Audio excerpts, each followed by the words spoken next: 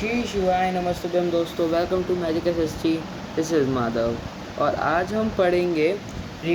हम कर रहे थे क्लास 9 हिस्ट्री का द फ्रेंच रेवोल्यूशन।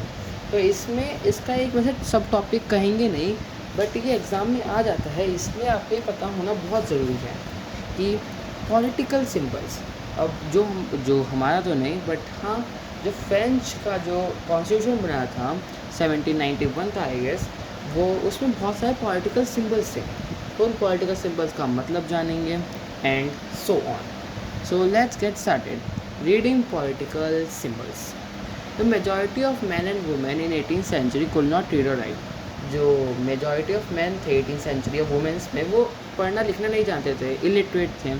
से इसलिए जो इमेजेस और सिंबल्स थे ना, वो फ्रीक्वेंटली यूज होते थे instead of printed words. Printed words use ना करके वो यूज़ होते थे to communicate important ideas. Okay, painting by le Barbier, ये मैं प्रोनाउंसिएशन शायद गलत कर रहा हूँ, आप देख लेना। Use such many uses such symbols to convey the content of declaration of rights. जो declaration of rights and man है, उसमें कई सारे पेंटिंग्स यूज़ हुई हैं, वो ले बार्बियर ने डिज़ाइन की हैं। सो लेट्स गेट स्टार्टेड। सिम्बल्स का क्या थे? सिम्बल्स सब थे, आपको सब के मतलब आना चाहिए, और कम से कम 5 तो कर ही लेना कि एग्जाम में आता है explain 5 symbols and right names of 5 symbols, आप लिख लेना। So the first is broken chain. Broken chain photos मैंने नहीं लगाई है, वो आप बुक से लिख लेना। ब्रोकन चैन, ये उसका नाम है, मैंने लाइन वाइज लगाया है इसका नाम, इस बात का तुलना कर सकता हूँ।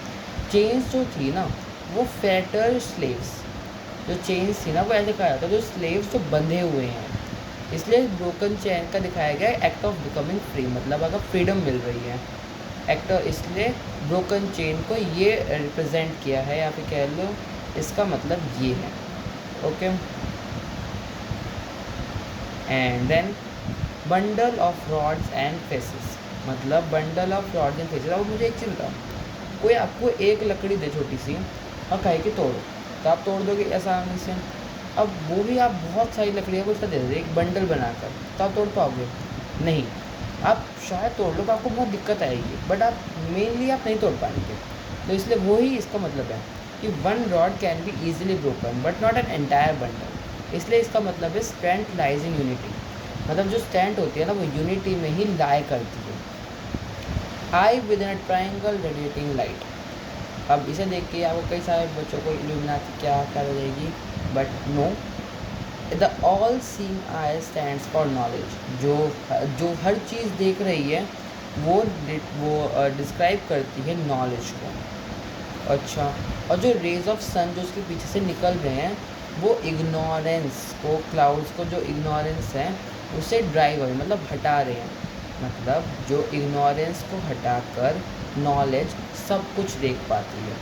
स्कैप्चर, स्कैप्चर एक तरीके से एक डंडा टाइप होता था, जो रॉयल पावर को डिस्क्राइब करने के लिए करा जाता था यूज़। वही इसका मतलब है, मतलब रॉयल पावर को डिस्क्राइब करा, सिंबल ऑफ रॉयल पावर्स हैं।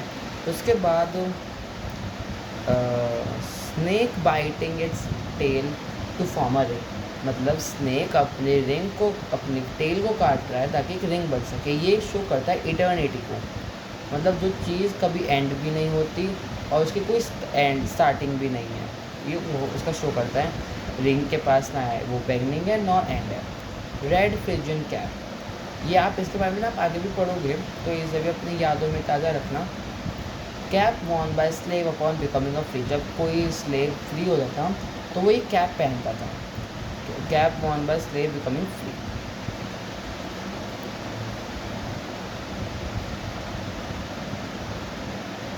ब्लू वाइट रेड, अगर आपने कभी फ्रांस का झंडा बहुत ध्यान से देखा होगा तो उसमें केवल 3 कलर्स होते हैं, ब्लू वाइट एंड रेड, जो नेशनल कलर्स होते हैं फ्रांस के। द विंग्ड वुमेन, एक ऐसी वुमेन है जो उड़ रही है ना। अगर फिर आपने वही देखा होगा कि ये क्या है, तो वो पर्सोनिफिकेशन ऑफ लॉ है। जैसे इंडिया में जो लॉ होता है ना, उसमें एक आपने एक फ़ोटो देखी होगी, जिसमें एक लेडी होती है, उसकी आंखों में पट्टी बंधी हुई होती है और वो एक तराजू ले रखा होता है उन्होंने अपने हाथ में। वैसे ही इसमें भी लॉ को एक पर्सनिफिकेशन देने के लिए विंग्ड वुमेन की फ़ोटो बनाई और जैसे ये उनको ले बार्बियर ने दिखाया। लॉ टैबलेट, अब ये कोई टैबलेट ना खाने वाली चीज़ है और ना ही कोई दवाई टाइप या फिर ना ही कोई वो है।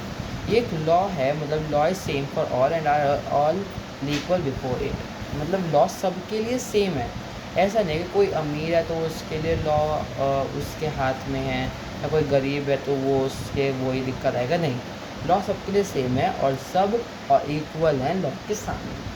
And that's all for today. आप मैं माना था 5 तो याद कर ही लेना।